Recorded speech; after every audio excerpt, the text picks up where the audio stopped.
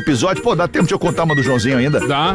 Conta mais uma. É a do pão, eu queria a do pão de ontem. A do pão eu contei 2 vezes já. Puta. Não sei se vocês entenderam. A gente entendeu. A professora. A professora. A professora. Tem horas que eu passo horas fazendo isso, cara. Que merda isso, cara. Uma professora. A professora explica os tempos verbais para a classe. Classe, se eu digo eu fui bonita, a frase está no passado, obviamente.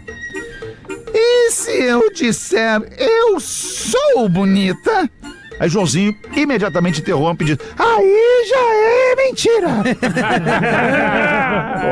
O Joãozinho é Dia da professora. Um abraço a você, professor.